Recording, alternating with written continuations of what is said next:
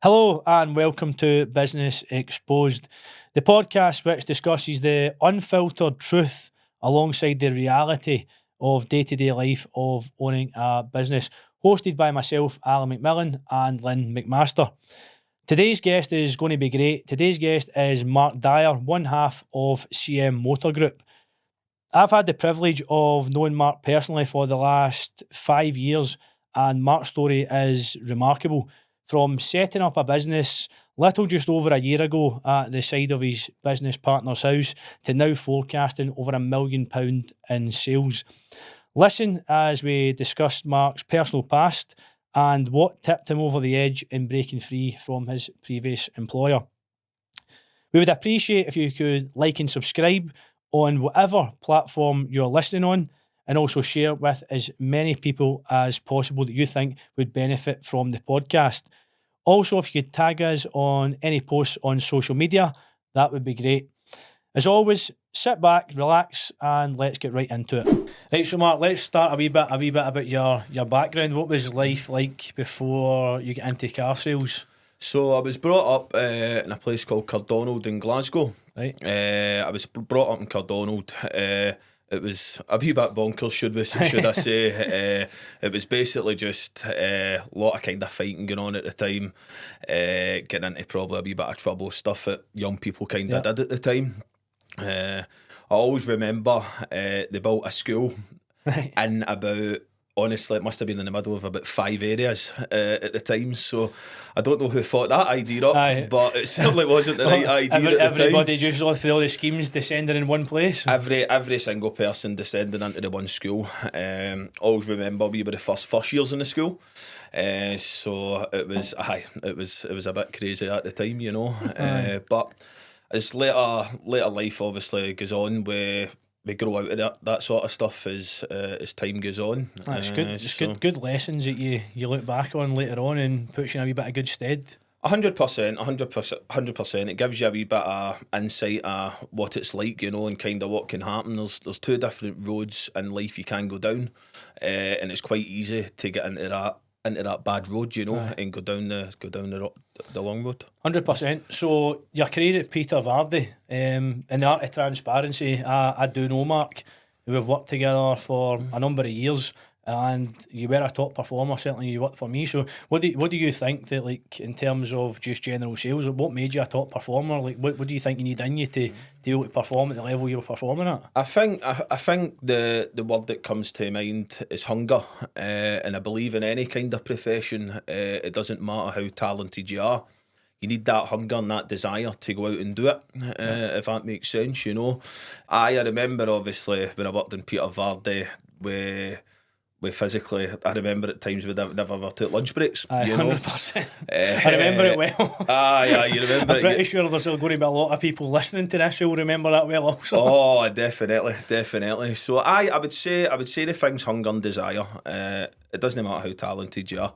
If you've not got a hunger and desire to go and do it, then it's not going to come about, you know. 100%. I see we were kind of touching upon that last week with Vicky Riddler and saying it's back to the like that's some of the unteachables or things that you've got and you've not got, and I think to have that hunger and desire and passion and wanting to succeed, it's like, you know, you can teach somebody a lot of things, but some things that are just you're either in you know, or they're not there. No, 100%. So obviously had your career very successful at PV, decided to go obviously your own way. So what was the pivoting point where it was like the decision to leave? Like, I'm going to leave this because it's a difficult thing to do, is leave a job where you are like the high performer, like one of the main men, and then when you start yourself in your own business, you're kind of starting from scratch altogether again, and then you need to rebuild from scratch. So what kind of made you take the leap in leaving from PV? I think I always remember the honest answer. I always remember kind of even going back to when I first started in the car trade. I remember always working in a wee garage. It was up in Govan, and always remember looking at the boss in there and thinking to myself, how's he got all these cars? I think at the time he'd probably 60 cars, say, and always just to look at him and think to myself, right, in the car trade, this is the pinnacle, this is what I want to reach, if that makes sense. So deep down I always had that kind of fire in my belly to go and start my own business, you know. And I believe that's obviously once obviously at the time there was problems, obviously the wages were coming down at the time for car salesmen. I remember maybe like 10 years ago it was like earning between 60 and £100,000 a year was a phenomenal wage. But now when you look at that, now when you look at that wage now, with the cost of living, the cost of living's just went up every single year. But the wages have actually come down in the car trade, if that makes sense, you know. So it's one of the few industries where as you say, everything goes up naturally through inflation, but it's one of the few industries where the wages are actually going back the way. Back the way. And I can understand it from a business point of view, the way these larger organisations are changing their strategy, but by the same point, the guy at the forefront whose wages are half than they were 10 years ago, that is the reality of a lot of these bigger corporations are going down now. And as you're saying, I've been there myself. Once you've reached the kind of pinnacle of the corporate career, there's nowhere else to go unless you do decide to break free from that and then go 100%. Go for yourself. 100%. So did you decided to partner up with somebody, Mark? What made you pick Cammy? So it was it's every decision in business is a risk, if that makes sense. Yeah, you absolutely. know, I was friends with Cammy when we both worked in Peter Vardy. Right. So we were friends. We went out for a game of snooker kind of once a week. I did just decide at the time. He'd started a business doing commercial vehicles. Right. So that's when he first started the business. When I said that I wanted to do my own business and kind of go down the car dealership route, then that's when we decided to partner up. Okay. It wasn't anything to do with kind of business experience or anything. Right. I never had any business experience. Cammy never had any business experience. His family had business experience, but Cammy never. And we just decided to go together and go for it, you know. Good. Sometimes having that kind of camaraderie as well, and you've obviously built a good relationship up with Cammy, like as the years have gone on. So you know what you're getting before you've kind of signed the deal. 100%. I think as I touched on, every decision in business is a risk. But once you get to know somebody, trust is a massive factor in business. You know, if you've got a business partner and you're running it as a 50-50, do you know what I mean, ownership, then trust is everything. Trust is everything, you know. I think sometimes, to be fair, I don't know how you feel, but I think sometimes there is other businesses that I've got and other ventures that I'm exploring just now, and I've got partners involved with them. But in my main business, really, it is just me. And sometimes that I wish I was actually in a situation like yours, whereas like it's a joint operation, because a couple of things, you're trying to do everything yourself a lot of the time, and second of all, if you've got an idea, lonely. And if you've got an idea, you can bounce it off of Cammy. And he's going to tell you it's a good idea or it's not, and then you can actually bounce back on there. But sometimes when we're doing what we're doing, you're kind of the lone ranger. I think you are the lone ranger, boss. And I think something my mentor's always telling me is to keep those relationships, keep building on those relationships that you've got. But it's really difficult when you're not that I'm making excuses, but it's difficult to pin people down a lot of the time because they've got busy schedules. You're all working to some form of plan every week to try and squeeze in as many viewings as you can, do all your numbers. Then you're doing networking, and then you're, chasing other agents for other properties that you're looking at. So it's difficult to kind of keep taking that time out to go and keep meeting all these people, which sometimes isn't leading anywhere really. Other than making you feel a bit better. It's a difficult one. It's a difficult one to juggle. I find it hard. Yeah, it is difficult, especially when what we do, as you say, we're working with many other agents and other contractors, and you're outsourcing a lot of stuff. Whereas if they actually work direct for you, on the PAYE system, they would be more accountable for you. Absolutely. But it's a juggling act. Just touching on obviously what you were saying there as well. When there's two people, there's two decisions. So sometimes we can have a meeting and decide what's the best route to go down. Cammy might be a lot better in doing something than what I'm doing, and then vice versa as well, you know. So it's good to get insight for two different directions as well. Yeah, it's just utilising each person's skill, isn't it? And then the skills that you know that you need to brush up on, they can help you with, and vice versa. Good. So just over a year ago, you started with just a few cars outside Cammie's house, I believe. Yeah. What's helped you scale really quickly? Because now you've got your own forecourt.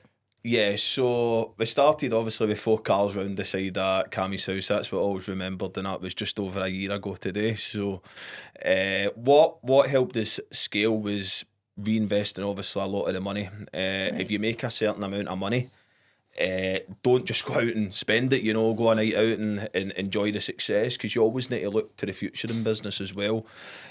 What's happening today might not be happening tomorrow, next month, next year, so you always need to plan a wee bit for the future as well. But we always just made sure that the cars were going up all the time, every single month. If you have a good month, try and have more cars next month than you did the month before, and that's the way we ran it basically from the word get-go, And your customers, what's different? What do you offer that's different from like the other garages that are out there? What would make us, come to yourself? We try and be different in every way. So the way I would say CM Motor Group is run is like a big dealership, but with that personal customer experience as well. So sometimes in big sites, you'll know yourself, Alan, that things can get missed. The customer experience maybe goes down a wee bit because there's a high volume of cars going out the door. Right. So with CM Motor Group, what you get is the personalised experience, so properly looked after when you're in our care. Right. But also, we do a 1-year warranty on every car. There's not a lot of dealerships in the UK that will give a full 1-year warranty. You won't even get that for the big dealers. Yeah. A lot of the big dealers won't even offer that. You don't get that from most of the big dealers. No. One full 1-year warranty, car will get a full year MOT, also with no advisories as well.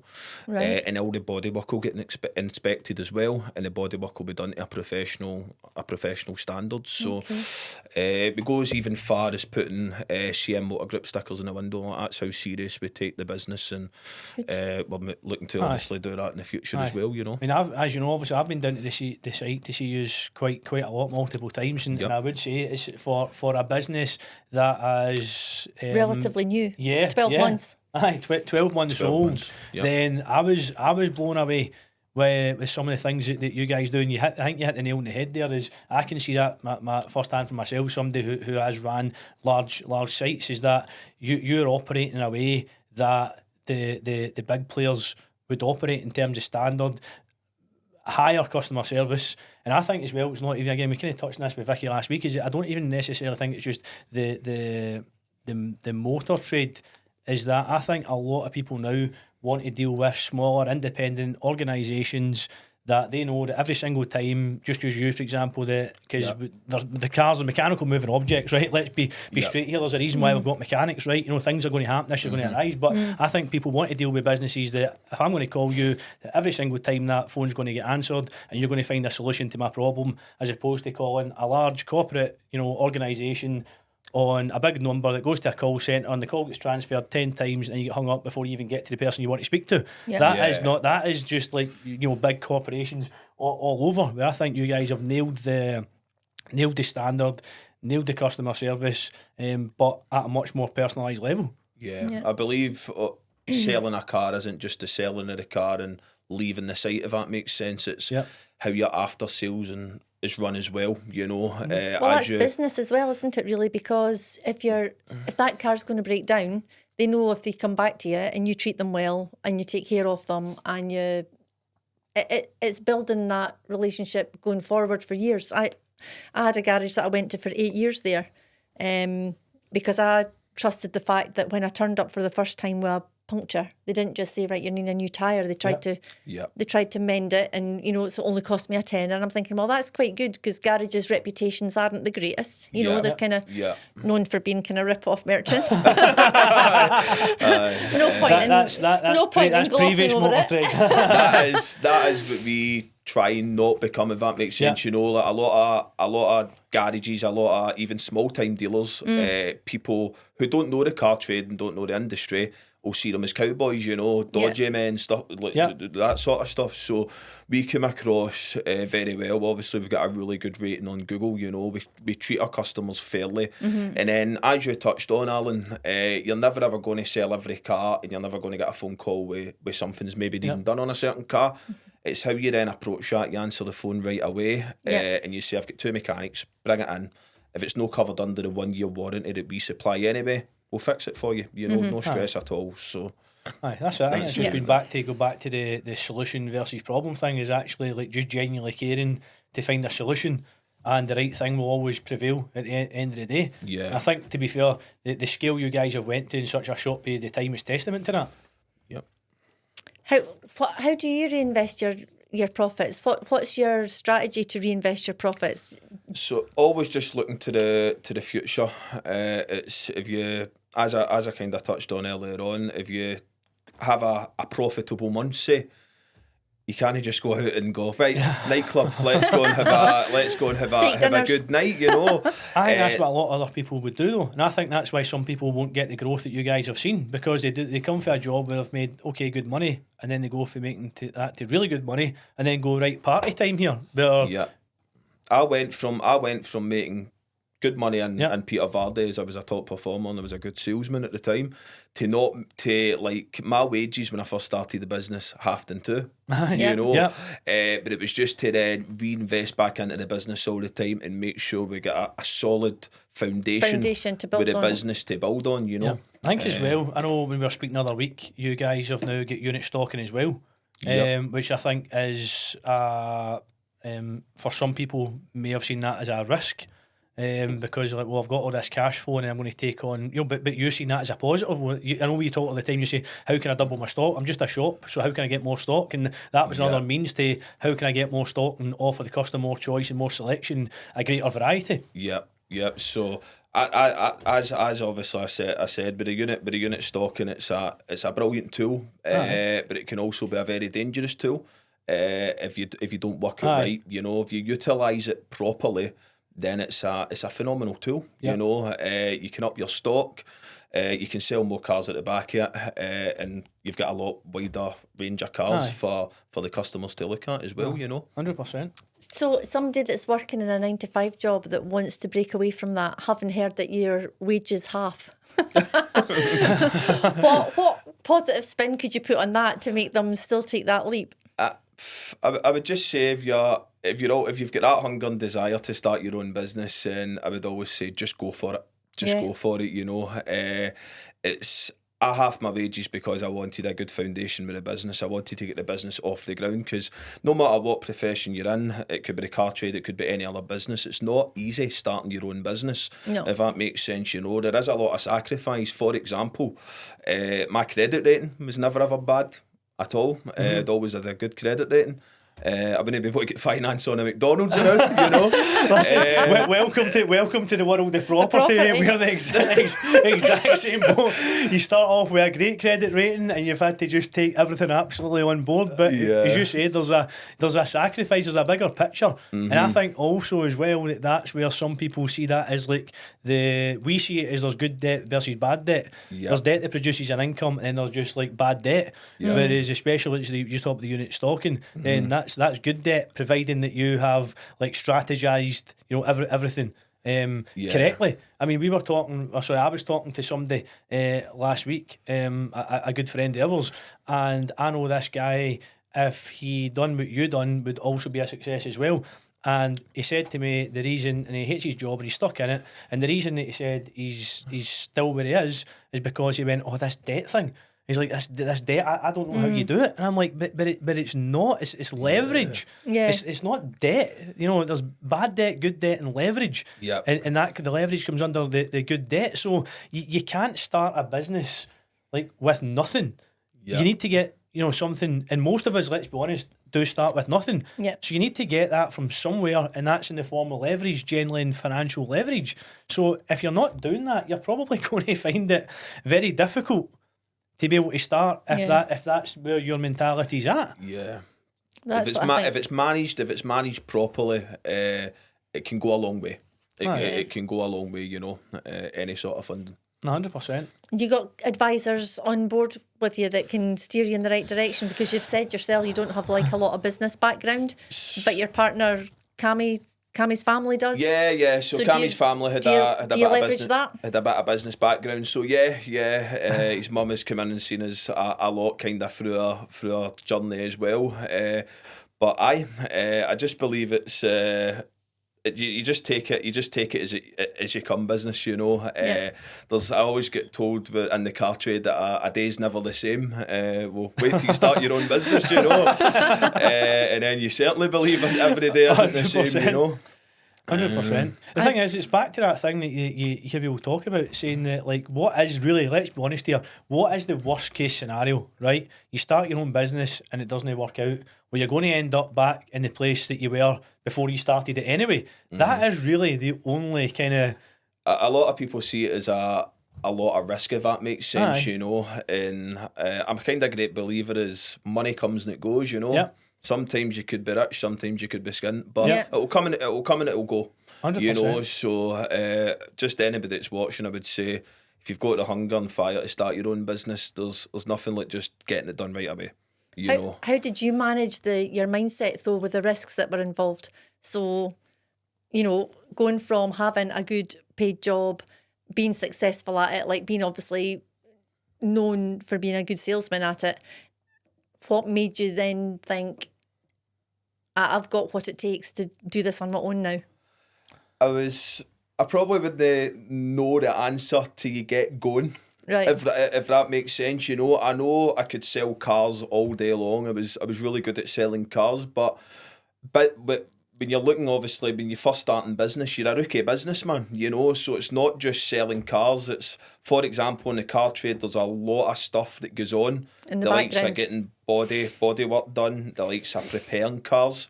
So at the start in the business, we never had any mechanics on site, so we were outsourcing all our preparation work. Right. So it was trying to find that happy medium between over prepping a car and we didn't want to under prep a car, you know, so we wanted to put out really solid, good cars. So there was a lot of things that came up kind of that you just don't expect, you know, throughout the year. I think a lot of it, it's like you say, you just learn as you go. I think everybody, when they first start, thinks they've got to know everything about everything. I touched on that when I was speaking to Paul, my mentor. Right. When I first started and left school to be a travel agent, my manager told me, she says, you don't need to know everything about every country. She says, but what you need to know is where to find stuff out about every country, you know, and you'll gather that knowledge as you go along. And I think that is important, is that you don't have to know everything right at the beginning to get prepared before you launch. You know, there's things that you're just going to have to learn on the hop. You know, I think that was obviously what we done. We were learning as we were going along, if that makes sense. Yeah. You never ever know what the next obstacle is when you're starting a business. You know, anything can come up. You know, I never ever thought I'd have been in B&Q so many times in my life. You know, for the first year. So there's so many things in business that can come up, and so many challenges. And I don't think we've made a lot of bad mistakes, if that makes sense, throughout the year, but we've certainly learned as we've went along, you know. I think it's inevitable to make a mistake at the beginning because, and as long as, like you say, they're not being like hugely costly, then, you know, there's always a way around it and there's a way to fix stuff. Yeah. But I think understanding that you're going to make mistakes. I said that to my partner when we first started. I said to him, I went, you know, I'm going to make mistakes as we're doing this. Yeah. I don't want you shouting at me. I said, so can we just be aware of that right at the beginning, please? Yeah. And he was like, yeah, I know you're going to make mistakes. And I was like, oh, that's fine then. Tell us about what I would perceive anyway is your biggest challenge. So you've started the business, everything kind of was going your way, you were seeing success very quickly, there was a lot of cash flow, and then tell us what happened in December. So we were doing really, really well the full year, so we weren't losing money, if that makes sense. We were always in profitable income, you know, and we had about 7 cars to go coming up to December. No, actually in December. It was a couple of weeks before Christmas. And what happened was we had a certain amount of income that was coming back into the bank when we had all our bills, our wages, everything else to pay at the end of the month. And the week before Christmas, we had 6 people cancelling their cars. Oh no! Which you're almost banking on that income coming back into the bank, and then all of a sudden you've got your wages, your bills, your rent, everything to pay at the end of the month. So it actually ruined my Christmas, to be fair, and my business partner's Christmas at the time. I remember speaking to you, I think it was in Boxing Day, I think it was, and I'm like, how's your Christmas? You're like, it's been destroyed. Oh, like, yeah, and it just shows you how you can be like flying, if that makes sense, doing really, really well, and everything's going rosy, and then one week it can just change, and then your mood can just change as well, so you just never ever know what's round the corner. And that was a massive lesson I learned, was that week.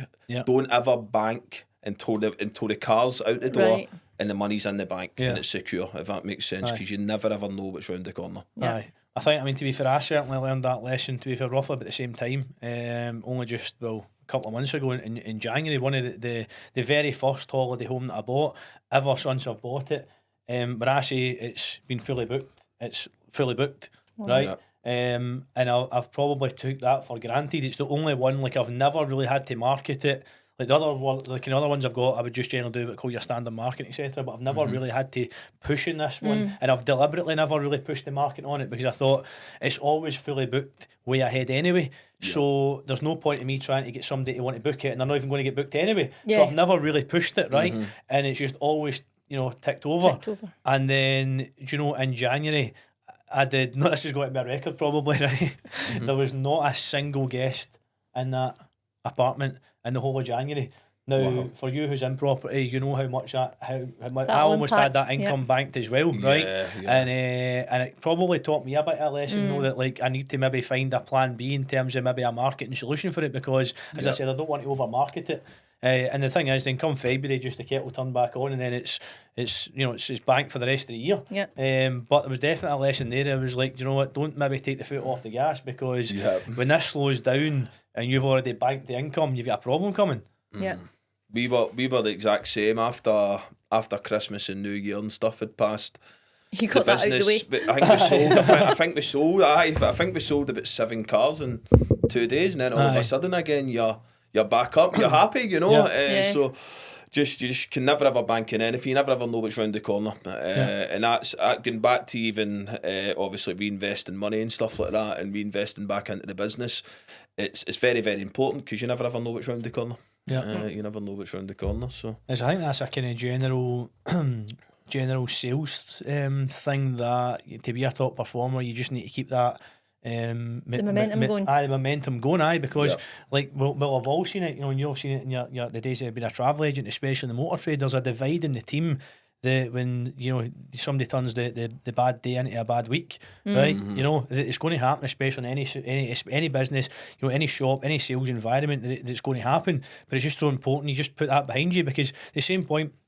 And I don't know if you ever got this right, but I used to get this question quite a lot in the motor trade, right? And it's one that really used to frustrate me, right? When I was getting asked this for somebody above, right? You had a good day the day before, and then they said to you, how come it was such a good day?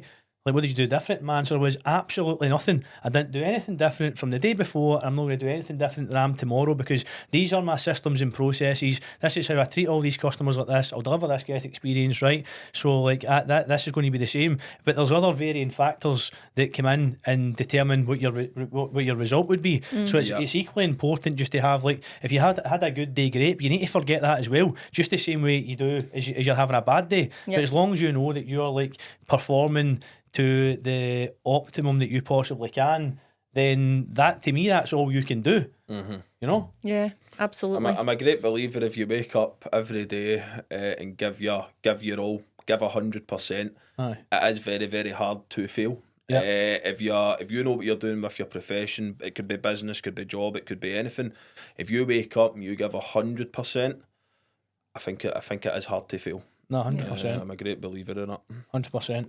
So I know from knowing you that last year you had quite a tough year in your personal life, which I know would have definitely had an impact potentially on your business. So, I mean, I don't know. Do you mind talking about it? Yeah, I can talk about it. So, I mean, what happened then? The kind of summary of what happened. So basically, obviously, we started the business last year. So you've got a lot going on in your head and stuff regarding the business and getting it up off the ground. And at the time, I was with a girl I was with for years, basically. Yep. And with her as long as I've known you. Yeah. So we basically brought up a kid. Well, I brought up a kid for 7 months. It turned out not to be mine. Which was at the time heartbroken. I was heartbroken. The only way I could describe it was like my daughter had died. That is the only way I could describe the feeling. And it was with a lot of stuff going on at the time regards business. So I felt really, really bad for my business partner as well, because when you're in business or you go to your work every day, you're with these people more than you're with your own family. Yep. So he was feeling it as much as I was, really, because I was coming in really, really gutted every single day. Yeah. And it was such a hard time. Aye. I suppose, going back to what you kind of mentioned earlier in terms of the business and that, I suppose when you've partnered up with somebody, then that's where the kind of strengths and weaknesses part come in as well. Yep. Especially when somebody is going through a tough time. In this case, definitely some more than others. Then you've kind of got, especially in that case, I know how much Cammy supported you, and I know you had a really good support network around there. And to be fair, the way you handled the situation, certainly as a friend, I was really proud of you, because I don't know if I would have been able to handle that situation in the way that you did, and still managed to conduct yourself in the way that you did.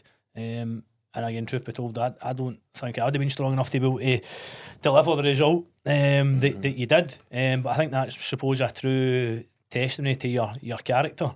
That you've come out the other side of it, and with the best possible outcome. You're now with somebody else, and you've got another child on the way. Baby boy in the way. So, baby boy in the way. Aye. So it was a horrible time, obviously, but starting a business, I was almost living my dream, as I said to you earlier on in the podcast. Having my own business, my own car dealership was the pinnacle. Yep. That's what I wanted to reach. Yep. But my personal life, it was lawyers. At the time, I wasn't allowed to see. Obviously, I'd fell out with my ex-girlfriend, and I was wanting to see my kid, and I wasn't allowed to see my kid, and I was going through a kind of lawyers. So this was going on for like 6-7 months. That's hard enough to deal with itself.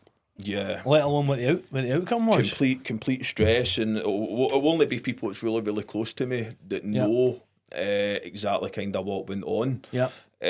People that aren't close to me will probably still think I've got a kid. I've got a wee daughter. Yeah. So a horrible time, horrible time personally.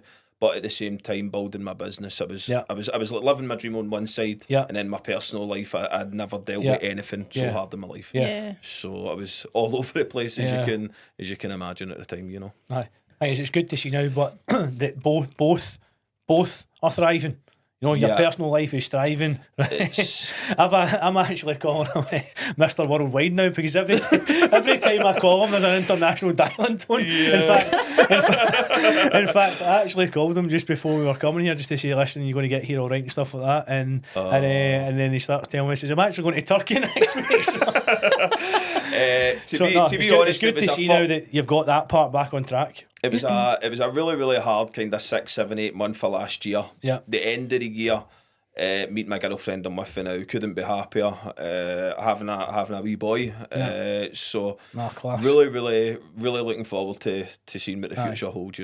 That's good. Everything's turned around, and it's maybe been for the right reasons. So you never know.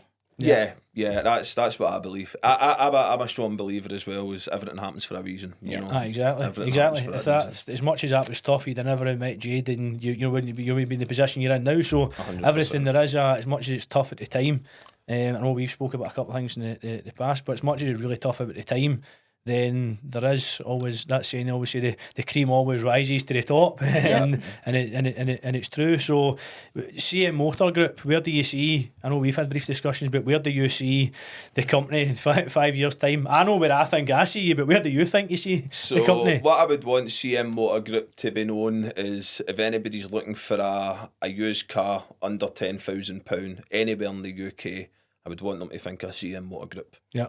Or at least us to be in the discussion of it, you know. Yeah. A lot of businessmen, business people always see like an out, if that makes sense, regards I'll get to a certain point, sell it for this amount, X, Y, and Z. I'm really looking to just build it as big as I possibly can. Yeah. I want multiple dealerships all over the UK, and that is where I want to take it. Aye. I've not really got an out for it, really, you know. Fantastic. I firmly believe you'll get there, because I said for the systems and processes that I see that you've got in place are I wouldn't say bulletproof, because I don't think anything in the motor trade's bulletproof, right? But it's certainly as bulletproof and as you know. As it possibly can be, and I really believe that is the growth. That is the key to growth, is by having the right systems and processes in place. I mean, the things that I've seen you guys do in the last couple of months in terms of a lot of system upgrades, telephone line upgrades, social media. It's all the stuff that's key to growth, and most importantly, delivering a great customer service that every single time that phone rings, somebody's going to pick up and answer it, which I think is the most important thing. Yeah, I think customer service in any business that anybody does is the most important thing, you know. I think if you focus on customer service, everything else takes care of itself. Yeah. Everything else, as long as you know what you're doing in your job, if you look at customer service first, everything else will take care of itself, you know, and that's what we've done, you know. That's why we've got such a good rating on reviews on Google and stuff. So I strongly believe put customer service first as a way forward. It's definitely, because people will recommend you without a shadow of a doubt. I mean, everywhere we go, that if we get good customer service, it's the first thing that you do, and you'll tell.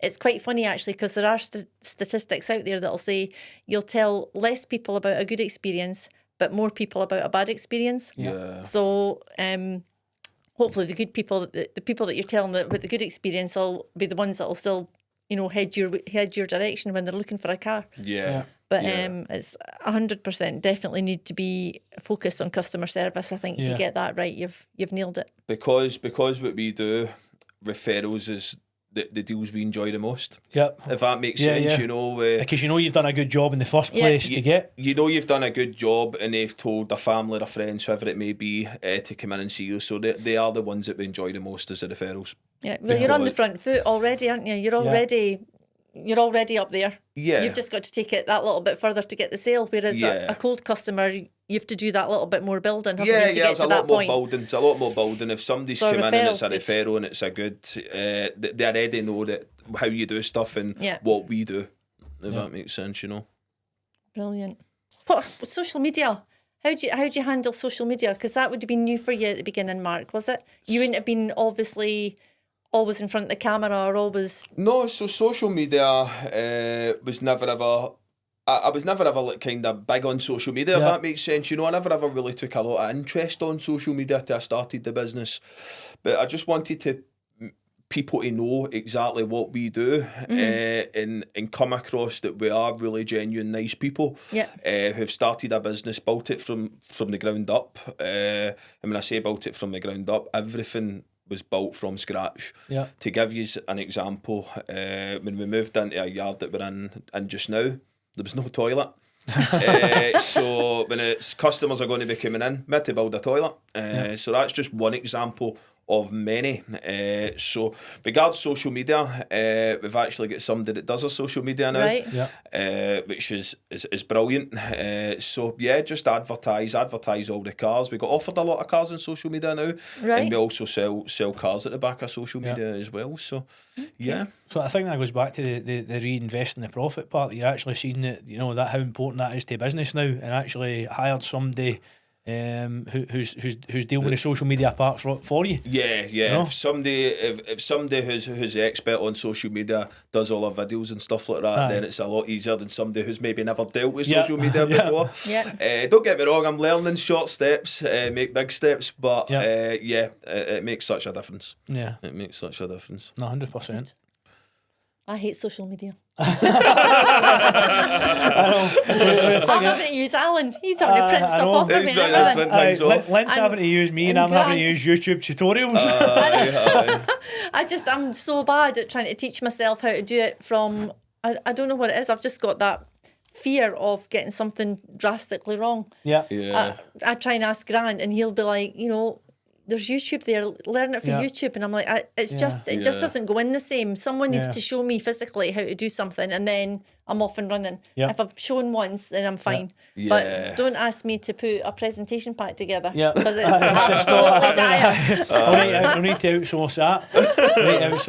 But I think it's as well. It's like when you're getting in front of the camera for the first time. Like, I mean, we were used to doing it in terms of like say video presentations. You were sending it to the customer, but it was only the customer that was seeing that. Whereas what you're doing now is you're putting yourself out there for anybody in the world to access any of the content, and that sometimes for the first time's a wee bit, you feel a bit risky and you're going back and checking it and going right, because should I post it, should I not, how does it look? But then you remember the other person doesn't know, which you're thinking that, you know, the other thing that you maybe should have done. They're just taking it in face value, but you're better just post it and whatever the result is, whatever the I'm getting a 14-year-old daughter down for her bedroom saying, Megan, come and check this for me, please, before I post share. Especially what I've done wrong. Especially with AI now, when it's doing a lot of it for you. I still like to know the fundamentals of how is it doing it. Yeah. It's crazy how AI works. I know, it's unbelievable. It's maybe something I should learn. That'll take all the pressure off of me altogether. Just do AI everything. I know, but it's unbelievable. I mean, I'm going to listen. I think we all need to, because let's be honest, everybody knows now, unless you're investing in AI, and regardless of what any sector you're in, right, you are going to be left behind. However, that'll be me then. How did they get that technology? I don't know. They're trying to say the aliens didn't crash land in America. It certainly did. Mate, I don't know. But the thing is, I always got to think to myself, it must have been around for much longer than it's going just now, because like Google is really like a form of AI. Like, I mean, 20, 30 years ago, people were putting something into software which is telling you the answer back to the question. So that's right. Listen, I don't know, as I said, I'm not a tech guy, right? I'll leave that to somebody else. As long as I know the basics of how to get the answer, that's fine. But unfortunately, I don't know the answer. I don't know how it came there. No idea, but I just know we certainly need to I need to up my game. Anyway. I know I need to up my game. That's definitely what I need to do, but never mind. So I know you obviously started the business and it was just you and Cammy, and as we said, that was a wee bit of a leap just because then you're relying on your to bring your income in for yourself. Yep. So you then recruited, right, was it saying it was your first employee, a mechanic? Was a mechanic, yep. So how long, I suppose, how long did it take you to get to employing somebody? And then I suppose second part to the question is, what was it like? Because to me, I think it's a scary thought of employing somebody, because then not only do you need to make sure there's enough income in to feed yourself, for their wages, for their wages, because you've now not got your own to pay. Like, and if it doesn't come in, well, that's fine, because but this guy 100% needs paid. So like, I mean, how was there a fear anyway at all, like taking on your first member of staff? It was such a worry. I'll be completely honest with you. You know, when you start a business, if you're unsuccessful in your business, then you're going to lose money. The two is would lose money, but at least we tried it, you would say. You went in with that open mind, obviously. You know, prepared. Once you start bringing staff in, it means if something then happens to the business, it's not just yous that are getting affected. It's other people as well. So if anything happened to the business, then I would be like, I've got a mechanic, what am I going to do? If that makes sense, you know, because other people are relying on you for their income. I was going to say, it's not just, you're right, they're relying on you, but you also don't know who's relying on them. So there's a big knock-on effect when you take on a member of staff. You don't know who else is relying on them. There's a big responsibility to make sure that person gets paid, I suppose. 100%. And we got to a stage that we were selling so many cars, we almost just couldn't cope outsourcing the work all the time, you know. And it was a big worry, obviously, employing a first member of staff. But now now we've realised that we were selling that many, even one mechanic wasn't enough, so that's how we've now brought on a second mechanic. So overall that was tough bringing on your first member of staff, but I don't think I would ever worry bringing on anybody else now to what it was with that first person. You know, you've just got the leap over, because I know definitely when we've spoke, that's definitely been the key to delivering a good customer service, because the person's there on demand. Yeah. And touch wood, there's no issues, but if there is, like, you've got somebody there, like, direct to so that pays for itself. It makes such a difference in getting the cars ready in time. When we had one mechanic, for example, if you were selling 25 cars a month, it was getting the process of getting the cars ready. They just weren't getting ready fast enough. Yeah. And it wasn't that my mechanic was a slow mechanic, a very, very good mechanic, to be honest. It was just there was too many cars getting sold, so that's how we ended up bringing on a second mechanic as well. Yeah, that makes sense. So, aye. Listen, Mark's business is in a totally different place than it was this time last year, and I've no doubt that we will see Mark and his business partner carry on 12 months from now to see the scale of growth that they've took the business to, and who knows, there might be another CM Motor Group somewhere else in the country. If you'd like to follow Mark personally or follow CM Motor Group, we will put all the links to Mark and the company's social handles on the links below.